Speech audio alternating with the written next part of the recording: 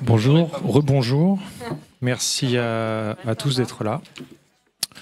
On va reprendre avec une nouvelle table ronde, comme vous pouvez le voir, très fournie, pour aborder les vécus concrets du transnational.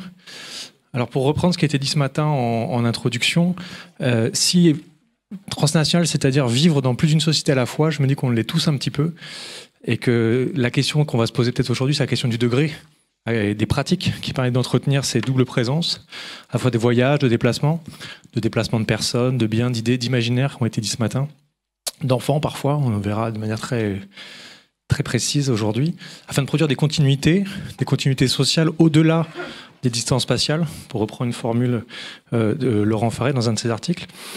Ça implique des passages, ça implique des frontières, on en a beaucoup parlé ce matin, des passages de frontières plus ou moins aisés. Et ça poserait aussi aujourd'hui la question dans cette table ronde du coût peut-être croissant, financier, humain, de risque, de violence, du passage de ces frontières.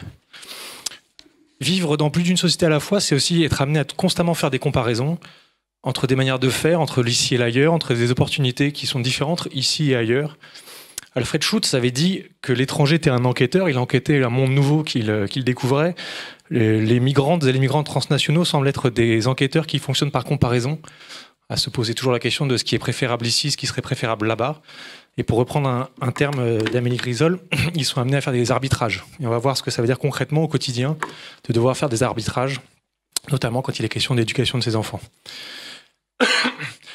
Alors, penser le transnational, pour continuer un petit peu ce qui a été dit ce matin, c'est sans doute aussi complexifier les images simplistes qui voient les déplacements migratoires comme des flux du sud vers le nord. On voit qu'il y a des déplacements différents, des retours, des ironies de l'histoire, pour reprendre une expression dont Irène Dos Santos nous donnera toute la portée tout à l'heure.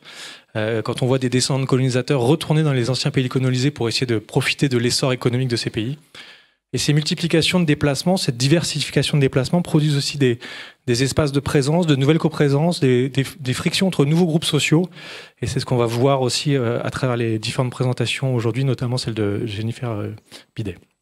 Alors voilà, on a 2 heures pour parler de tous ces aspects. 2 heures et 5 personnes. Donc il va falloir qu'on soit très efficace.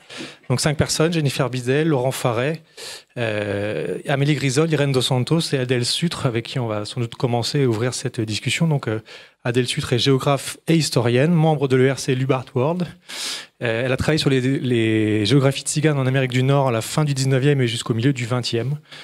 Et dans vos travaux, vous montrez comment, justement, dans cette période, s'ouvrent de nouvelles voies, de nouveaux espaces, de nouvelles géographies pour ces déplacements. Et une des premières questions qu'on aurait à vous poser, c'est comment, historiquement, comment ces espaces ont été découverts, ont été des espaces de nouveaux déplacements. Et peut-être, puisque, contrairement à ce que je vous avais dit, on va sans doute lier les deux questions ensemble pour laisser plus de place à la discussion dans la salle, peut-être aussi voir comment ces traversées, ces déplacements des tziganes, c'est aussi des jeux avec les catégorisations. Alors qu'en France et en Europe, à cette époque, l'enjeu principal, c'est le tri, la catégorisation, l'identification et la répression de ces populations.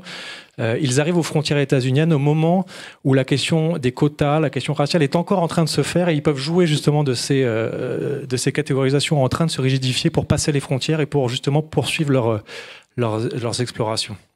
Si vous avez le temps, on pourra sans doute parler justement des tactiques pour passer les frontières et le rôle des pièces d'or comme laisser-passer. Si on n'a pas le temps, je vous conseille de lire ces articles.